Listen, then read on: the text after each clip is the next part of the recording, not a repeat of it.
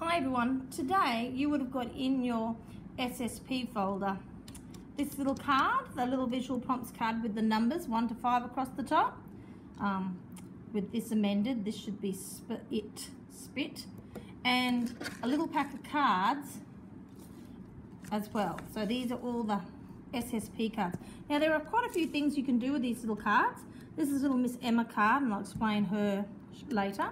But what you can do with these cards, there are lots of things you can do. One of the things the children can do is they can simply do a sort. They can, or a matching, so they can put the S, A, and I, and I, and the capital N. So they can match capital to lowercase letters because that's a really important skill that they need. They can match, here we go. So matching capitals and lowercase. And here are some monsters.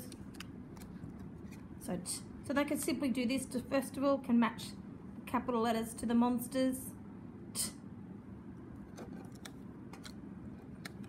And you can ask them what they are. You could play memory if you took one set of cards out so that you could play memory.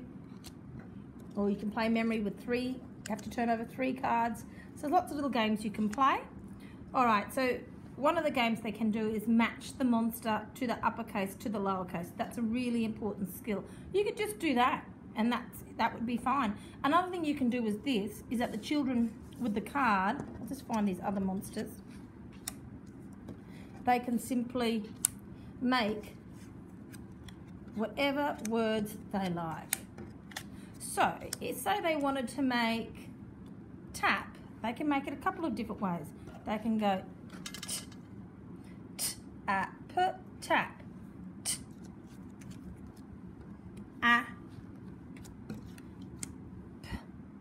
The only stipulation is that they're going to make with monsters. They make it all with monsters. You don't have monsters with the sound picks interchange. So don't do that. That will just confuse them. They're going to make with monsters. They need to use all the monsters. They can make it like that. Or they can choose to make it with the letters. Now, because tap isn't a proper noun, I wouldn't be encouraged them to use capitals. And the only time I would use capital letters is for names. So say if you wanted to make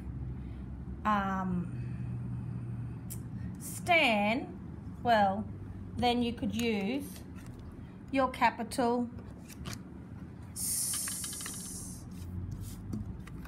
And that's the only time I would be using a capital letter. Now, the Miss Emma card, what is she used for? Well, when you use the monsters, if you have a Miss Emma card or even the sound picks, if you want to make, say, Pip, the trouble with making Pip with the monsters is that we only have one per monster, which has now disappeared. We only have one per monster, so when you go per, you don't have another per. So Miss Emma is like a wild card. So you can use her as a wild card to make Pip. You've got a capital per,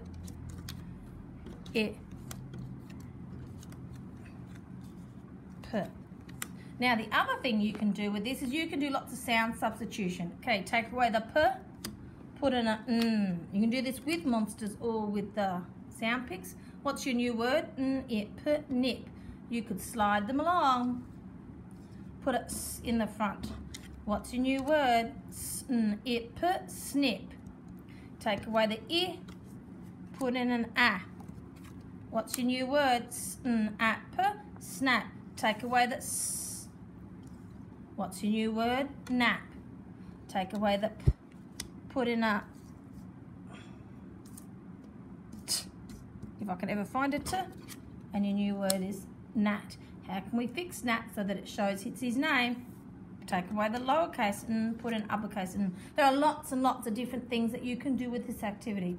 Like I said, from the very beginning, simple matching, memory. You can play that using monsters only, making words, using the sound picks. There's lots of things. Just do a little bit every day. Really encourage the kids to do 2 or 3 or 4, because this monster mapping, using the monsters, is the foundation for all the reading and writing. So have fun with that over the next week, and this will stay in their bags for a little while. Look after the cards and have fun. See you next time. Bye-bye.